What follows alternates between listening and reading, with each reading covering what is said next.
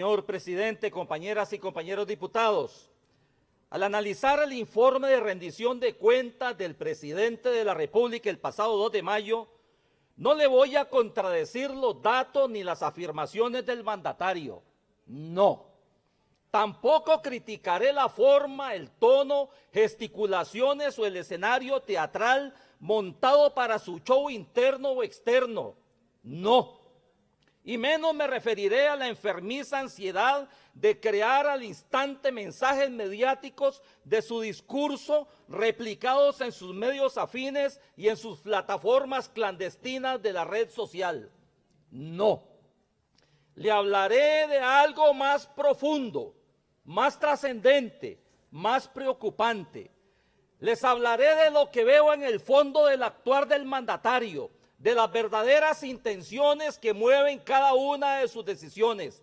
Les hablaré de lo que todo el mundo sospecha, percibe e infiere, de lo que coincidentemente está pasando en países muy cerca del nuestro y que si no reaccionamos ya, si no actuamos a tiempo, después lloraremos el luto de nuestra democracia, tal y como lo dijo nuestra compañera diputada doña Gloria Navas, una frase con un contenido profundo, preocupante, la más agobiante alerta que jamás había escuchado y que nunca esperamos le robara la tranquilidad a los costarricenses.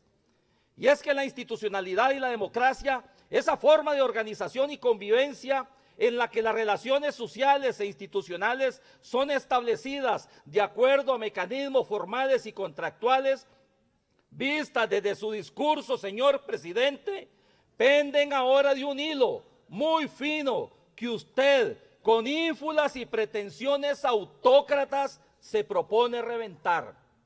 Y a propósito de sus pretensiones de autócrata, señor presidente, sí, de aquel que sueña con ejercer por sí solo la autoridad suprema de un Estado. Le recuerdo que gobernar en democracia es educar, es promover puntos de confluencia con destreza y sabiduría, manteniendo la paz social de los gobernados. Con intimidaciones, gritos, reprimendas públicas, acoso mediático, ataques verbales, amenazas institucionales y acusaciones soeces, no se construye patria. No se labra la democracia, todo lo contrario, se bombardean populista y dictatorialmente los sagrados cimientos del ser costarricense. Señoras diputadas, señores diputados, somos conscientes que vivir en democracia no es creer haber encontrado socialmente la igualdad ideal. Por supuesto que no. La diferencia de criterio en el ejercicio de la libertad supone la existencia de fricciones entre los ciudadanos. Por eso es que son necesarios los partidos políticos, las organizaciones, la libre expresión de una prensa sin acoso político y mediático, instituciones fuertes y sólidas, libre sufragio y división de poderes y el respeto por la ley. Y a propósito del soberano, señor presidente, quiero recordarle que sí, el soberano no es un ente que piensa, siente y vive igual, no, mucho menos una encarnación herética en una sola persona como usted, señor presidente. Pretender creer, hacer creer que usted es el pueblo y el pueblo es usted, no es más que una conducta peligrosamente narcisista y sacrílega, que cualquiera que disienta, se oponga y le contradiga, estará contra su pretensión autócrata y según usted contra el pueblo.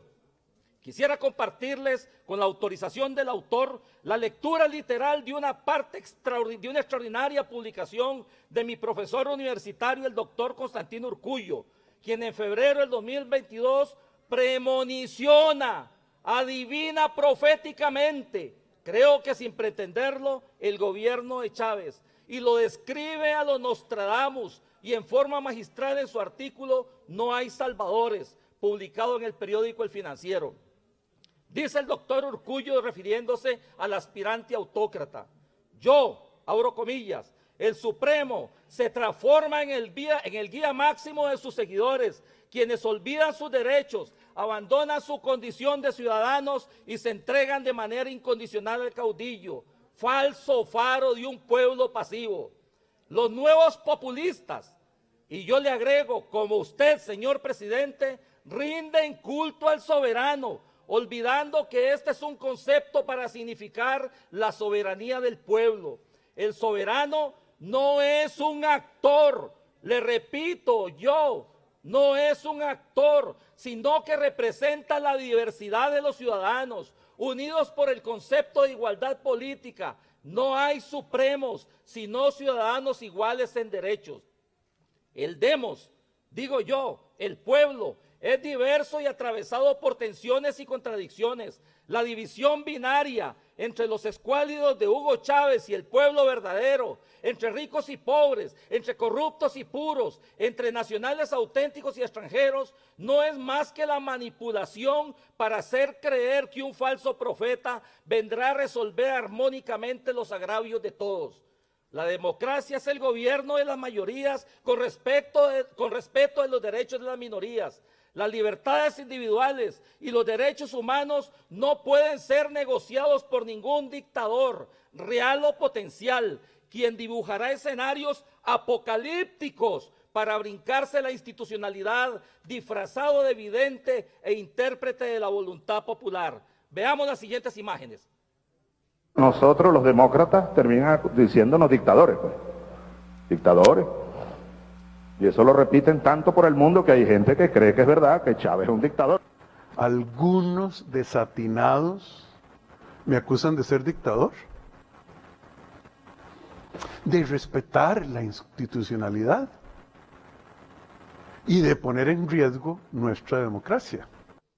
La dictadura está a la vuelta de la esquina cuando los iluminados arraigan en el ánimo de la multitud y convencen con la hechicería del discurso grandilocuente e inflamado, que todos los males pueden ser curados con la magia de la palabra engañosa de quien se autoelige para solucionar todos sus agravios.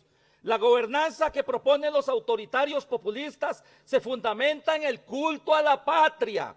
Repito, el culto a la patria que dicen representar de manera exclusiva, estigmatizando a sus oponentes como ilegítimos, presentando siempre a sus rivales como corruptos y antipatriotas.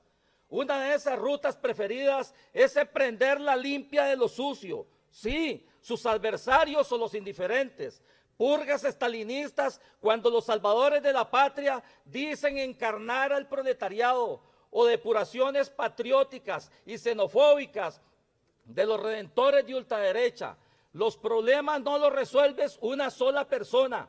El mundo y la vida social son complejos. Se requiere de observación cuidadosa, de objetivos concretos y de acciones específicas. La voluntad no es suficiente, es necesaria una visión histórica. El hombre y la mujer providencial son engaños más peligrosos que las artimañas de los políticos tradicionales. El cambio por el cambio no es opción. Es necesario tener claro el telos, le agrego yo, el propósito o el fin. Las visiones simplistas del blanco y negro, ignorando los mil matices del gris, sirven a los falsos redentores para ocultar la complejidad y le resultan funcionales para polarizar las sociedades, lanzándolas por el camino del enfrentamiento. Repito, del camino del enfrentamiento. El error intelectual del reduccionismo conduce a la confrontación sin límites. El demagogo oportunista es promotor de la lucha de clases. Sus discursos encendidos nunca toman en consideración las consecuencias de sus soluciones simplistas. Veamos las siguientes imágenes. Catherine Brown, ¿usted la conoce? ¿La conoce? Si la conoce, lo que pasa es que se olvidaron de ella porque ella se olvidó de Limón. ¡Que oigan en Cuestemoras! ¡Que oigan en la sala cuarta! Porque me van a mandar a callar por incendiario. No, si no hacemos esto, lo que se va a incendiar es Limón y el resto del país. Los problemas no los resuelve una sola persona. El mundo y la vida social son complejos. Se requiere observación cuidadosa de objetivos concretos y de acciones específicas. La voluntad no es suficiente.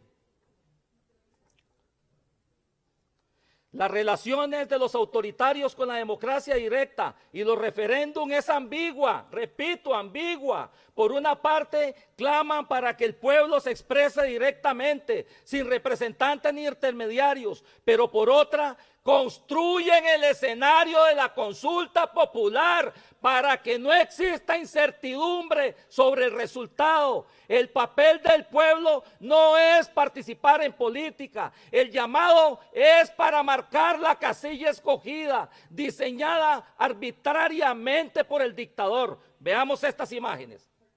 Siempre he sido propulsor y defensor de la figura del referéndum. La decisión de promover el referendo está tomada. Referéndum por iniciativa ciudadana, para que el pueblo legisle de manera directa sin participación de los diputados. Los autodesignados redentores hacen política con la antipolítica y sus discursos encendidos, y yo le agrego incendiarios, llaman a levantar mundos nuevos bajo la luz de falsas auroras que conducen a desastres. Veamos estas imágenes. O tú estás con la revolución o tú estás contra la revolución. Los que no quieren que continúe la revolución.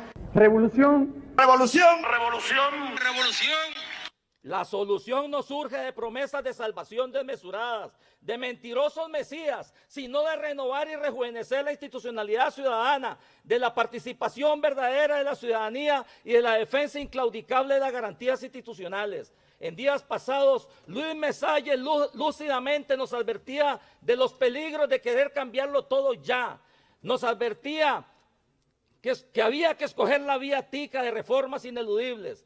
El autócrata quiere que las cosas se resuelvan por la brava, mientras que los demócratas siguen la ruta incremental de reformas parciales bien dirigidas. La salida de los problemas actuales no surge de los delirios de los iluminados, sino de una ciudadanía activa, reflexiva, que salva la democracia frente al desvarío de los autoritarios. No necesitamos salvadores, los ciudadanos activos son suficientes. Hasta aquí la descripción del profesor Urkullu. Compañeras y compañeros diputados, doña Pilar, ¿será que ya apareció el populista salvador de este país del que usted nos advirtió?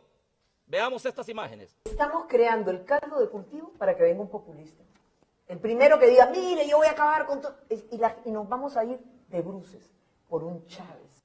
Quiero finalizar mis palabras diciéndole a usted, señor presidente, y mirándolo a los ojos, de frente, que tenemos muy claro que lo que mantiene su barca a flote son sus broncas. Sí, las que usted alimenta y promueve. Con ellas usted logra ocultar su incapacidad, su inutilidad para resolver las broncas del país. Como bien lo dice el periodista y escritor Miguel Martí, usted transmutó su método. Ahora en vez de comerse la bronca, provoca broncas. Lo tenemos claro, señor presidente. Usted descubrió finalmente que la mejor forma de mantener y alimentar su planificada bronca es convocar a un referéndum. Ahí cierra su círculo. Y por supuesto ya comenzaron a sonar las voces del referéndum de revocatoria y de reelección presidencial. Por eso, costarricenses todos, compatriotas, lanzo un grito de alerta, el momento es ahora. Si no actuamos a tiempo, lloraremos el luto de nuestra democracia. Gracias, presidente.